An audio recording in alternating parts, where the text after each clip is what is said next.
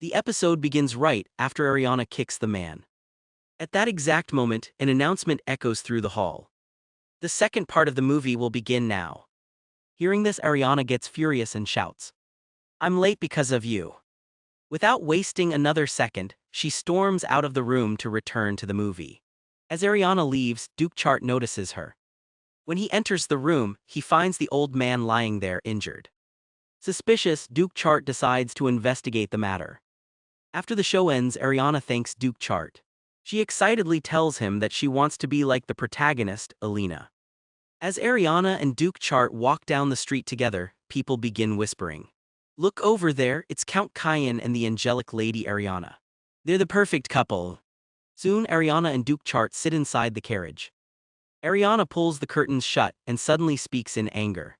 Until now, only nobles have enjoyed things like this. She clenches her fists and says, "I can't stand this." Honestly, this scene made me laugh wholeheartedly. The way Ariana wants to kick them, yet struggles to calm herself, is absolutely hilarious.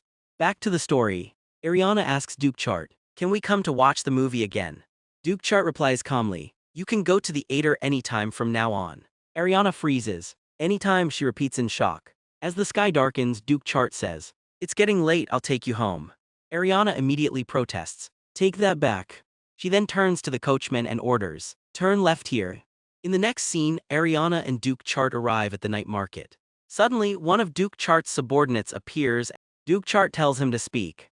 The man explains, "After investigating, we found that the man at the performance is involved in a divorce lawsuit due to heavy debts owed to Viscount Bornis. He had improper thoughts after seeing Lady Ariana." Hearing this, Duke Chart thinks, "It's rare for a noble daughter to face such situations. Behavior like this is almost unheard of due to their upbringing."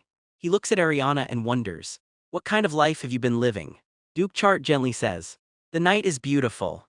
Ariana thinks to herself, "Why doesn't the night scare me anymore today?" Lost in thought, she says softly, "This is the first time I've felt this way. I was always locked inside my room at night."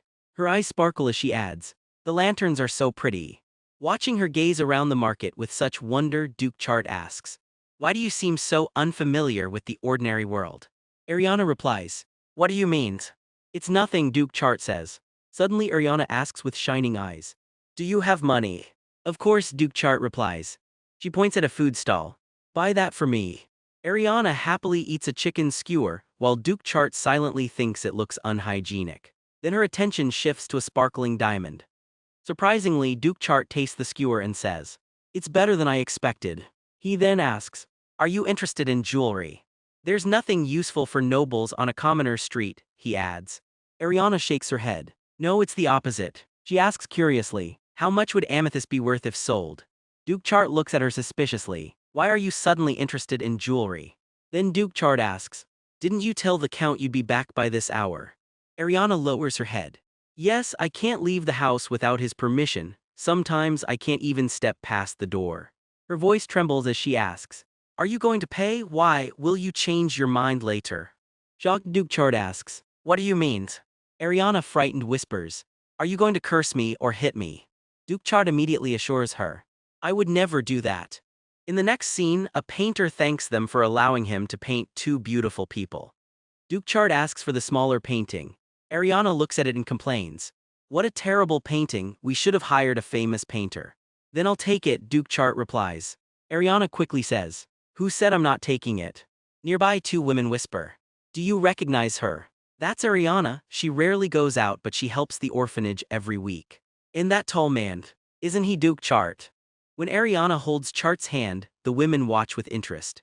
Ariana says, "The night is stunning." Chart doesn't react, so she scolds him. "Pay attention." Duke Chart finally says, "You're more beautiful than the night itself." The two women watch them like it's a movie. Blushing, Ariana replies, "You're beautiful too, Chart." As they walk away hand in hand, the women laugh. So are they really lovers? Ariana recalls Chart's earlier words and thinks sadly, "I thought he would be rude and clueless." She realizes that anyone watching them would believe it was real. She keeps smiling at people thinking, "I'm just pretending to smile." Noticing her, Duke Chart smiles. Ariana wonders, "He's acting too, right?" She points to a bar and demands, "Buy me wine." Duke Chart places a hand on her shoulder. "You're underage." Angry, she argues, People my age are already drinking. He apologizes. It won't happen. Why, she demands. Chart says, I'll buy it for you when you come of age. Ariana puffs her cheeks in frustration. Chart asks, why did you come to the night market?